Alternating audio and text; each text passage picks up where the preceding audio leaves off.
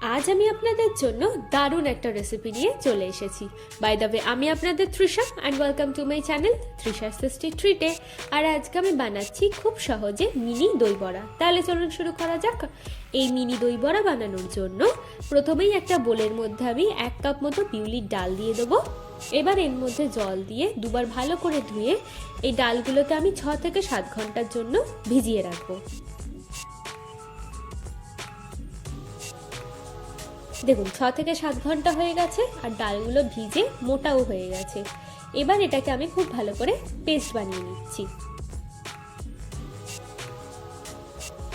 এবার এই ডালের মধ্যে আমি দেব স্বাদ মতো নুন, 1/2 চামচ মতো গোটা জিরে, দিয়ে দেবো 1/2 চামচ মতো মৌরি। এবার পরিষ্কার হাতে আমি ডালটাকে খুব ভালো করে ফেটিয়ে নেব।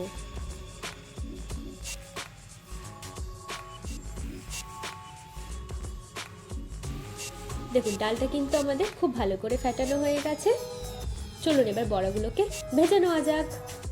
তার জন্য আমি কড়াইয়ের মধ্যে দিচ্ছি বেশ কিছুটা সাদা তেল, আর তেলটাকে আমরা কিন্তু খুব ভালো করে গরম করে নেব। এবার আমি এই ডালটার থেকে ছোট্ট ছোট্ট করে বড়া এইভাবে বানিয়ে নিচ্ছি। নিয়ে এপিট ওপিট করে আমি বড়াগুলোকে লাল লাল করে ভেজে নেব।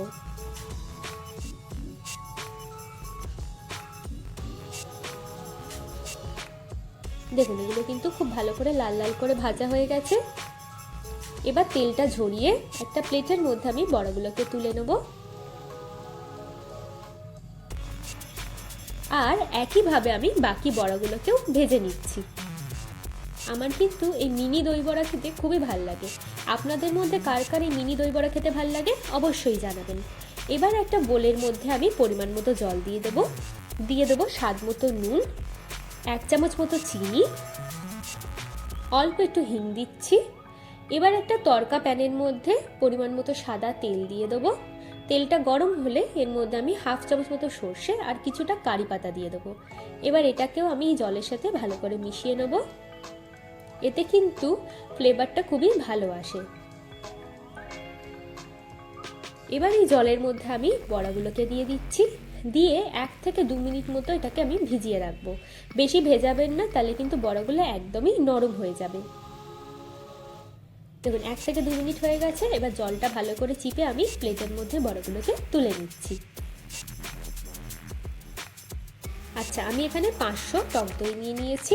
এবার এর মধ্যে আমি 2 থেকে 3 চামচ মতো চিনি দিয়ে দেবো আর দেবো অল্প একটু নুন। দিয়ে এটাকে আমি খুব ভালো করে ফেটিয়ে নেব যতক্ষণ না চিনিটা গলে যাচ্ছে।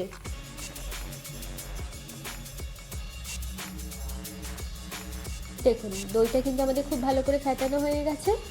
এবার এই দইয়ের মধ্যে আমি বড়াগুলোকে দিয়ে দেবো। দিয়ে আমি খুব ভালো করে এটাকে মিশিয়ে নেব। চলুন এবার এটাকে আমরা সার্ভ করে নিই।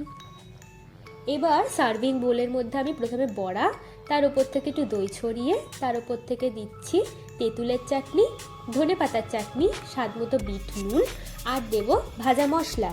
আপনারাও যদি এই তেঁতুলের চাটনি, ধনেপাতার চাটনি আর ভাজা মশলার রেসিপি চান তাহলে ডেসক্রিপশন বক্সে আমি লিঙ্ক দিয়ে দেবো, আপনারা গিয়ে চেক করে নিতে পারেন। চলুন এবার এটাকে আমরা সার্ভ করে নিই। আমার ভিডিওটি যদি আপনাদের ভালো লেগে থাকে তাহলে প্লিজ একটি লাইক করবেন, প্রচুর প্রচুর শেয়ার করবেন, আর আরও ভিডিও পেতে আমার চ্যানেলটিকে সাবস্ক্রাইব করবেন। টাটা।